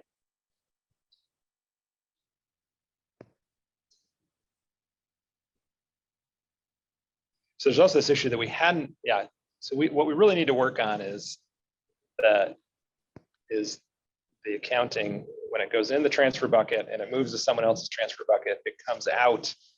I have to think about that. That's, we had been discussing it in the context of, well, it generates a groundwater credit. It becomes a different flavor of water. The rules of the DSA. Yeah, and I understand what Craig is saying. If you make it so simple where everything has to be used this year, people are going to go use the GSAs to do this privately as opposed to using the market. Isn't that what your thought is, Craig? Yeah, that's where I'm at because they have more flexibility that way. Yeah. And on the other hand, if you have 8 different flavors of water instead of 1, you don't have enough buyers and sellers to create a market. Yeah. And then the other thing on top of that, you have the complexity of distance as well. Yeah, that's the other issue. And like a grader, there's exchange rates relative to distance, right? So there's a lot of rules. Well, could you do, and I don't want to make it too complicated for this group or for the people that are doing the programming to this. We were talking about doing a trial this year. Could you run something select different in East Kaweah where they have, I guess, a more complex set of rules on how long you can hold water as opposed to Sure. either greater or mid-kaweah where they have fewer rules? Yeah, potentially. It probably has the most because you guys have all the losses as you're carrying it over. Mhm. Yeah. I Yeah. was curious. And you have more restrictions on how far it can go. How far it can go. How come you guys decided to make the tier 1 and tier 2 only used in that year? Because we're running out so much. It's only used in that year if you transfer it. It's not, so someone couldn't accumulate a bunch of transfers and then the water storage, actually, you're all at MTs. So Yeah. now we're gonna tell you can't pump it. So if I, So you can my own carry it tier 1 over and your tier tier 2, 1 and tier 2 for 5 years. and rolling then lose 5-year it. average. Just 5 years total from like last year's deal. You can have it for 5 years or year 1 or day 1 of year 6. Yeah. You either have sold it, used it, or it's gone. But if you transfer that tier 1, in the year you transfer it, it has to be used by whoever buys it. Okay.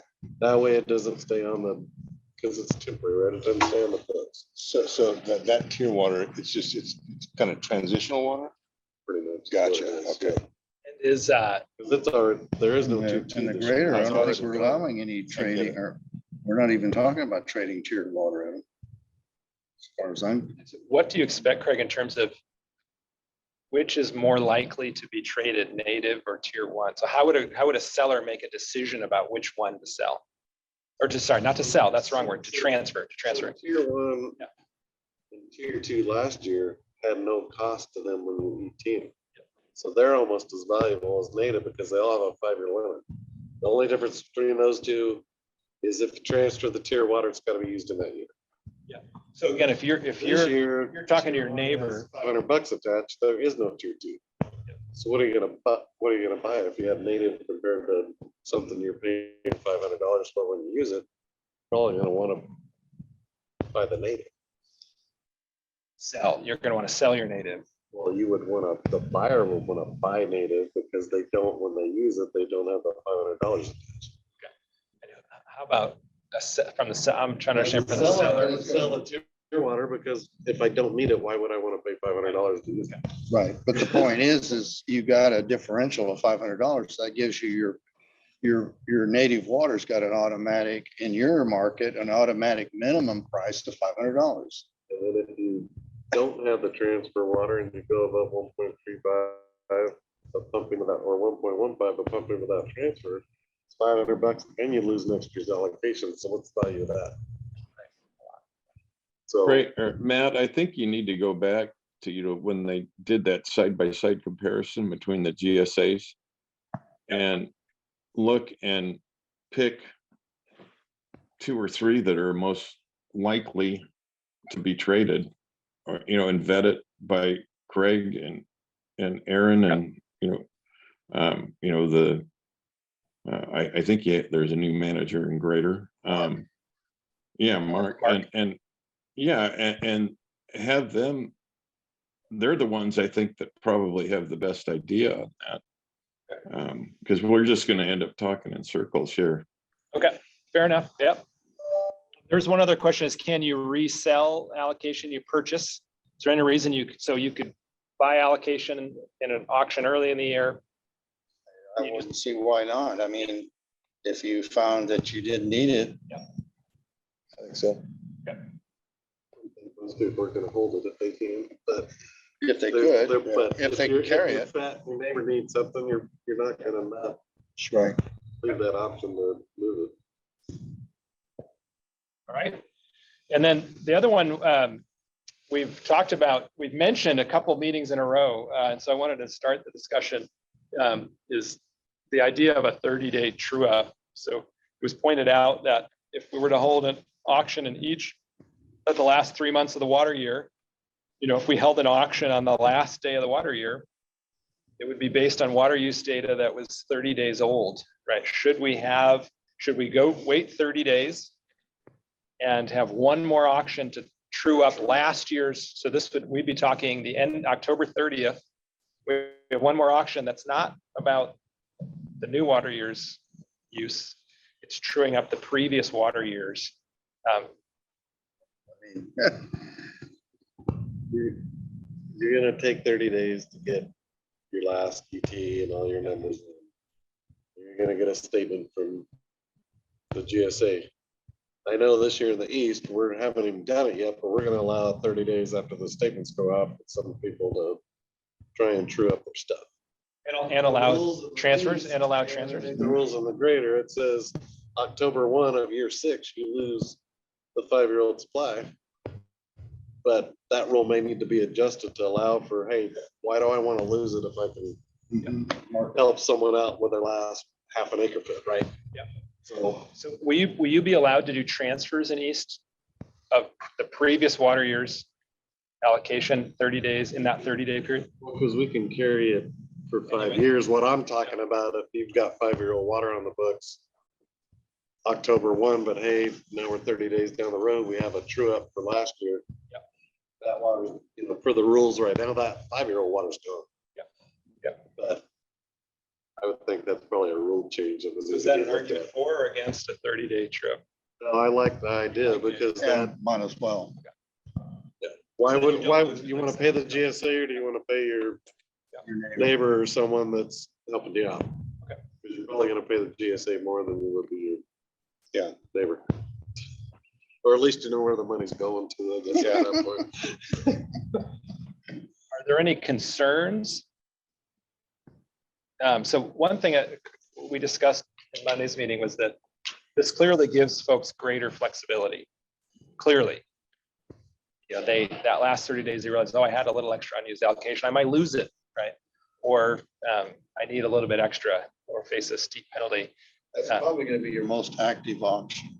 Yeah, well, actually, so that's the verses here is, so what worries me is that that's always going to be the most active auction, right? Is that the idea is, you know, what you want is a market where you actually have activity spread out over more than one auction.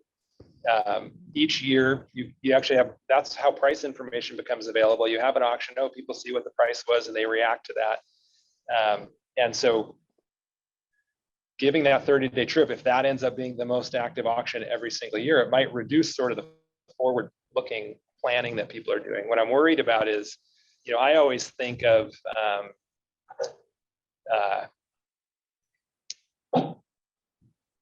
you know, what you're worried about is people are looking at the market, there's not much activity, and so they think, oh, the price is really, really low, there's not much activity. They don't realize what's because everybody's waiting to the last minute, and then everybody goes to the market and the price goes from 0 to infinity, right? And you just didn't benefit from the price signal. So that's the only trade-off, I think, and that's a potential trade-off. Well, the other thing is that during that duration, you may have people who are pumping beyond their tier 1 and 2 levels even, who plan on going into the market and all of a sudden realize, and so then you really have spiked the price. But in addition to that, you can have all these things that have occurred, you know, that shouldn't have occurred in terms of excess pumping and particular areas and so on, that they hope to rectify by purchasing and making it right. And so it's a lot cleaner, it's a lot simpler, you know, true up everything. And but the reality of it is it could really be a nightmare. I wouldn't want to be buying at the last minute. That's what I'm worried about.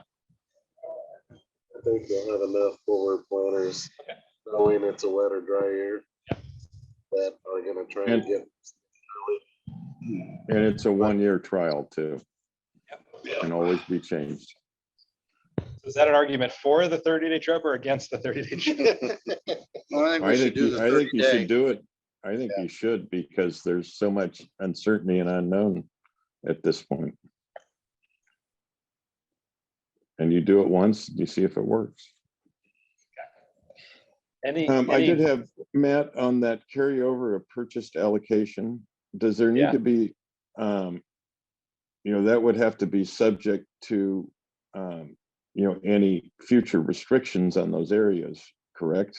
Like if you have these buffer zones, if you had purchased an allocation and a buffer zone went into effect for, you know, a new area that was created, I think you probably have to think, it's subject to what all the other rules, pumping rules as well, correct? Well, so currently the triggers apply to the actual transfer, not the use of it. So as we've discussed it so far, it would not, it wouldn't affect the use of that. So is that something you're proposing? Well, I'm saying if you're in an area and you could purchase an allocation and later the rules changed where that area, because it was close to minimum pool or whatever else changed. Yep. Would you still be able to use that? As we've That's the discussed it so question far, on that. yes. Yep, because it was transferred during a time when the trigger wasn't in place. And Okay. then therefore you could use it. That's how we've discussed it so far. Okay. All right. And I believe that's true, you know, and again, yeah, this is also where I didn't recall that we're being even more conservative than the basic allocation systems, which allow carryovers Okay. and transfers, because we're imposing more restrictions than the basic allocation system does.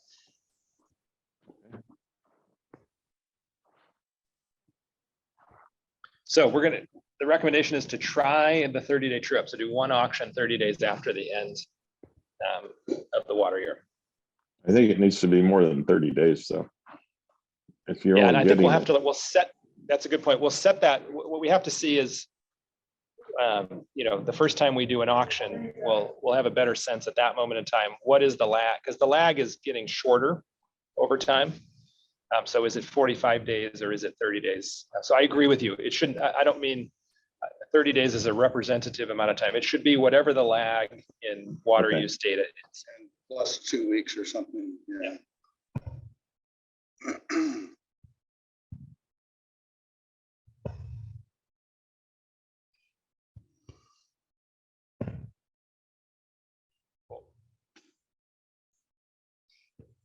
All right, and so the other one I wanted to start a discussion on is the so-called review committee you've heard referred to a number of times. I am going to show you the origin of this.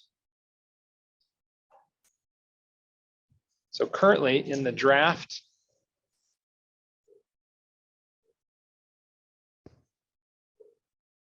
water market rules and regulations that are available for you in Dropbox. This, and so just so you know what the origin of these documents is, the origin is that when the legal team set about starting to design a draft ordinance, a draft participation agreement, and a draft water market rules and regulations, they asked me for all of examples in Fox Canyon and other markets. And so I provided examples. And so the review committee is something that was instituted in Fox Canyon. And it's something that the legal team inserted into this draft that you have now. And so it's here in the context of market-related disputes. And so this was the original proposal from the legal team, so that if there's a market transaction, and if for some reason there's a market-related dispute, someone thinks that the market didn't operate the way they expected, that disputes between participants would first go to the exchange administrator, and if there's an easy solution, you know, if there's just some information that can clarify the dispute, it would. And that after working with the exchange administrator, a dispute would be then be relayed to a review committee. And this is an intermediate step between what would be next, which is they would submit to arbitration, you know, legal arbitration. And so the idea was to create a review committee that would handle market-related disputes. Many markets have something like this. In the case of Fox Canyon, we ran for 5 years and we never had a market-related dispute. So this is a sort of a nascent institution there because it's never been called upon. There's never been market disputes. The markets functioned exactly as everyone anticipated. But many markets, other markets have similar proposals, and the legal committee inserted that here. So that was where this originated, right? That it was a feature to handle market-related disputes. So as you review the rules and regulations, please feel free to ask questions, comment on the review committee. If you like the idea, register that, and we're going to talk here about who should be on that. But when we were talking with Aaron in our weekly meetings, and in Aaron's, I think in Aaron's discussion with Valerie, they liked the idea of the review committee and thought that it could actually serve other purposes. And in particular, that this review committee might be a benefit in the application of the disadvantaged community trigger and any effort to mitigate that, the impacts to disadvantaged communities. So I'm going to go back to the slides now.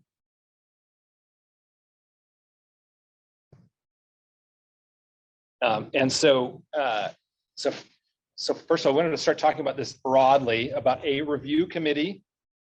And so it could, for example, it could simply be this committee right here, right? The Water Market Strategy Committee that has been part of the decision-making about how the market functions, you know, who's familiar with why the market looks like it does and why particular decisions were made.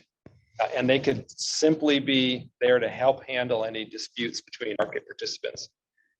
The other thing is that they could also be the ones to moderate discussion about mitigation, to actually lay out a mitigation plan for disadvantaged communities, and then make a decision when the mitigation had been achieved. And so I just want to open it up real quick. What are your thoughts about this idea of a review committee in general?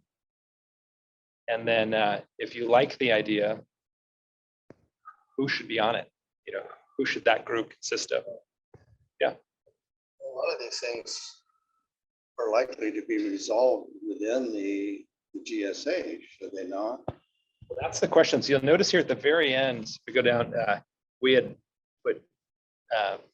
Because when you bring up, DAX. Yeah. In particular,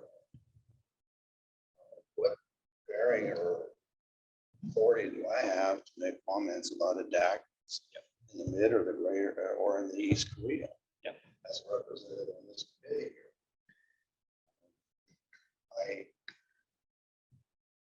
I just don't see the what's congruent. So the question is, are there any things that can be handled without having to go, for example, to the full GSA board and get a If there was vote? a dispute between somebody tendering an offer to sell and somebody who supposedly bought and so on, and there was some inconsistencies in there or some fraud or something that maybe took place, or maybe it was an error in the program or something. Yeah, like right. that. Absolutely. Yeah. More likely. Yeah. There was an error in this misunderstanding about the program. I think that comes back maybe to us, but I think those other kinds of things should stay within the GSA. I would tend to agree because I don't think there's going to be a dispute over a transaction. The two agreeing parties, I don't see it. And like you said, Fox Canyon hasn't had one. Happened, right? So it's more going to be around the DAX is where the And conversation. really, and that's really where I think Aaron, I wish you were here to speak to it, seemed to get kind of excited about this, because the review committee, for example, could have the director from each of the GSAs and maybe a few stakeholders, or it could be the committee plus GSA directors, right? And that the idea is, remember, we talked in the context of the DAC trigger that we really want incentives to mitigate, and then we want the mitigation to happen so that the restrictions can be lifted. And that I remember some water users, or some members of the committee voicing the concern that, well, this could just be, what's the incentive for them to submit to mitigation, to let them drop their bowl when they can just say, no, we don't want any more transfers anywhere near us, right? And so the review committee can sort of be that moderator that says, no, hey, there is a way to mitigate it. Here it is. And then eventually say thumbs up if the best mitigation has happened or no, it hasn't. I think that could be handled by the GSA board, but just imagine what that means in terms of making proposals to the GSA board, the timeline on which decisions will be made. And again, by the way, the most this committee can do is make a set of recommendations that the GSA board is going to adopt or not, right? Exactly. Yeah. We're advisory only. Personally, I think this is a better function left to the GSA boards. And, they can choose to put together a review committee and come up with the people that are on it. I don't think this is the right committee. First of all, it's too large. And if you had somebody come with a dispute and came in front of this committee and you had two people that agreed and two people that thought the person, was wrong, and six people started talking about other solutions, it's not going to help solve, do what it was intended to do. It's too big and I think too unwieldy to perform that function. As a count, I just want to say that the thing about the marketing committee that I see is different from the GSAs is that there's a cross discussion over different GSAs. So there's some consistency that we reach, and then that goes back to the GSAs. The thing that I would hate to see is that you take the transfer and then one GSA would take it one way and another would take it another way, and you wouldn't have a place to discuss it where everybody is heard from all the different ones, because there are different personalities I've found with each GSA that I'm on. So I could see that this would be an overarching, not stronger, but more diversified in terms of different viewpoints, which I think is helpful. That's perhaps helpful, but I don't know that it necessarily solves the problem, because those with the authority to change it are within the GSA that that person is bound to. And, you know, if you live in California or you live in North Dakota, I mean, the rules are different. And, you know, and what we do here is different than what they do there. And that's the same with GSAs and so on. So I don't think, you know, if a DAC feels that they've not been treated fairly in the greater Kaweah, well, their issue is with the greater Kaweah, not with everybody else. Except the GSAs are required. Hold on. The GSAs are required to, for the Kaweah to act as one. They were formed, they decided to do 3 different things. We have to have one plan and one set of rules for the Kaweah. So that's where I thought this was an interesting possibility to narrow this committee maybe, or set up a review committee that has people from different GSAs participate in it, so that the right hand knows what the left's doing and what the reasoning was behind their thought and their suggestion. And I guess Sophie, my thought on that is, when it comes to, like, it's say a DAC trigger in the market, if it's in the greater, the east, or the mid, really, we're all gonna have some kind of mitigation program. All 3 are that are probably gonna be pretty similar, but there'll be nuances to each. But that DAC's gotta take it up with that GSA it's occurring in.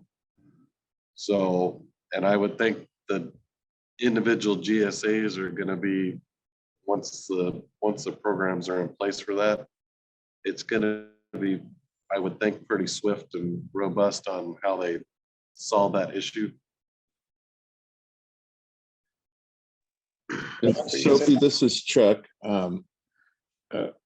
I don't disagree with you. I think a review committee would be good, but it needs to be empowered by the GSEs. Either collectively they agree on a 3 or 5 person panel that will actually has the power to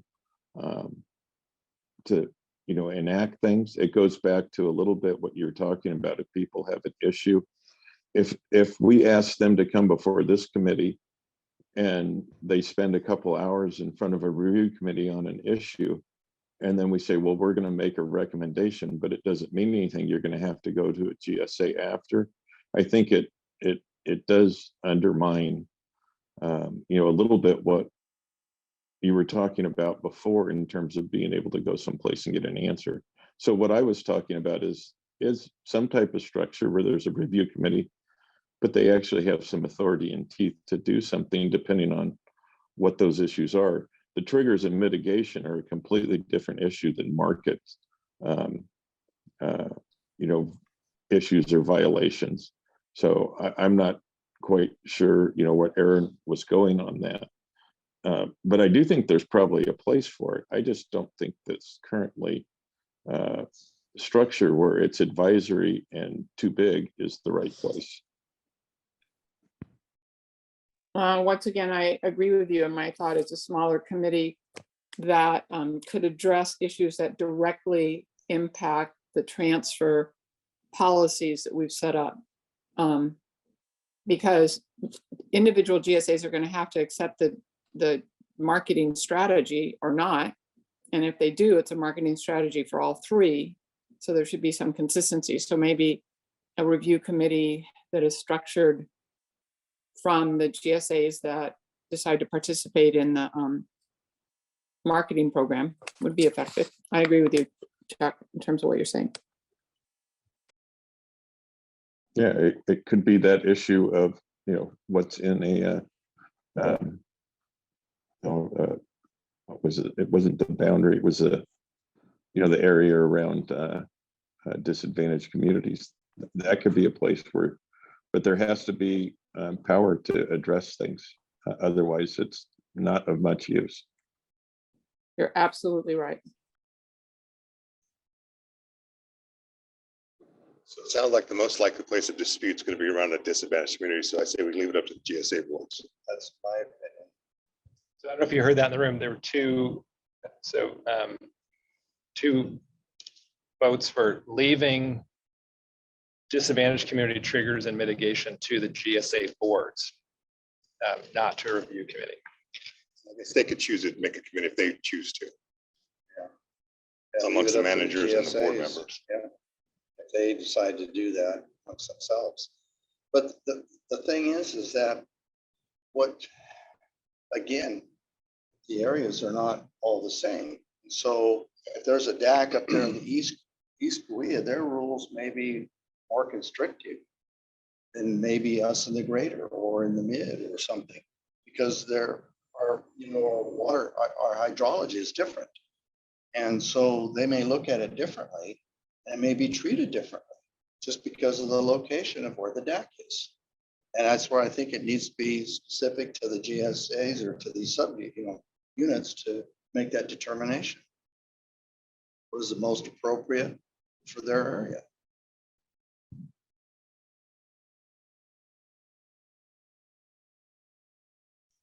Any other thoughts? Well, I have a question. It seems as if there's different roles for the review committee, and if we focus just on DAC communities, there are other marketing things that we have put together over the last 6 months that are separate from the DAC communities, but part of it. And so I'd hate to just throw the whole baby out of the bathwater because of only doing this committee to take care of DACs.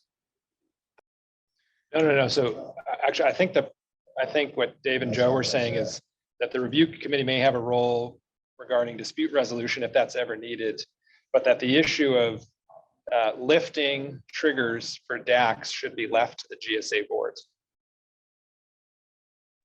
I agree with that. Okay. Sounds like, all right. All right, so any other thoughts about that or anything else we've talked about today? Or outstanding issues, things we didn't talk about that you want to bring up?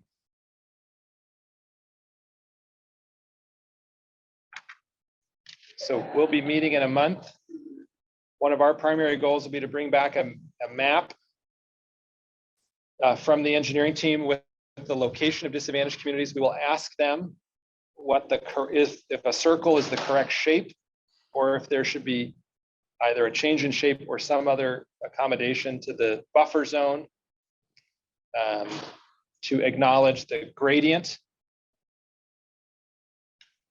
We will also come back, and so we'll also have mapped out a 1 mile buffer, at least for show. So we'll ask them whether that's the right shape, but we'll have that for you hopefully to show. And then we should also have maps of the analysis zone boundaries.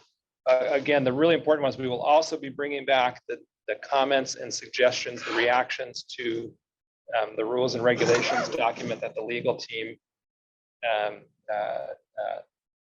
produced. And so please mark that up. You're also very welcome, of course, to download a copy, mark it up either by hand or on a desktop version of Microsoft Word and submit that to us. So we'll take those comments, whatever format you're able to offer them. But you can also, of course, just open it in Word for web and do that online. And we'll be bringing that. The main item for discussion next month will be the discussion of those edits and suggestions. Anything else, Craig, you can think, please? Oh, sorry. Yeah, this is Sonia Sanchez from Step Up Enterprises. Would it be possible to receive that map a couple of days in advance of the meeting so that we can review it and come back with comments at the meeting? That's a great suggestion. And so we will make every effort. So if it's available ahead of time, we will definitely send that out. That's a terrific suggestion. Thank you. That would be most helpful. I agree. Yeah. Anything you can think of?